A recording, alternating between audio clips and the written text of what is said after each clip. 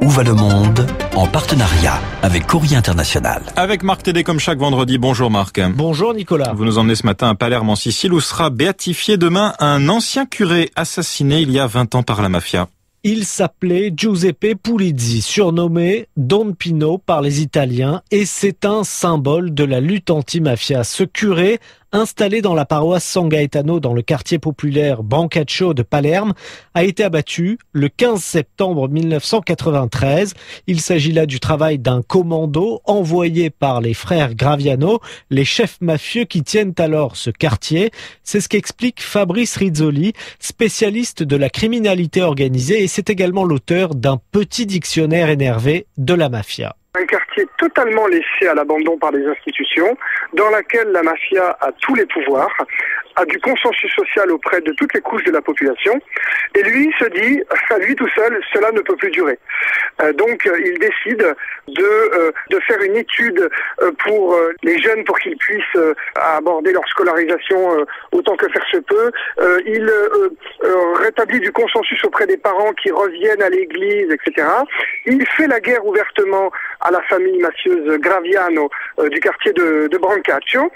Ça commence à porter ses fruits, la population commence à le suivre, on le sait parce qu'à un moment les Graviano ont demandé à la population de ne plus aller voir ce prêtre à l'église et assister à son prêche.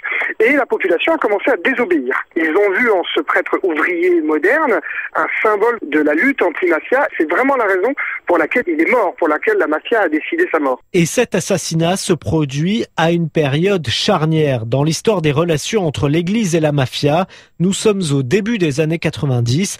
Le communisme vient de disparaître en Europe. Il n'est donc plus une menace. L'Église, d'une manière générale, a longtemps considéré que la mafia n'était pas son problème, parce qu'elle avait un intérêt commun avec une autre force politique qui s'appelle la démocratie chrétienne, c'était que le communisme n'arrive pas en Italie. Je rappelle par exemple qu'en 1976, le Parti communiste fait encore 33% aux élections législatives, et qu'il y a dans leur tête un risque d'arrivée du communisme au pouvoir, et que quand on est catholique, l'arrivée du communisme au pouvoir, ça peut pas faire plaisir. Très clairement, il y a une rupture avec Jean-Paul II en 1993, lorsque dans la vallée des Temples à Agrigento, il nomme la mafia, avec le mot mafia, comme culture de la mort, contraire aux lois du Christ, invitant les mafieux à se convertir. Ça a été déclaré comme une véritable attaque. Et les mafieux se sont vengés en posant des bombes à Rome et à Milan devant des églises. Depuis 20 ans, l'Église reste sur cette ligne offensive vis-à-vis de la mafia.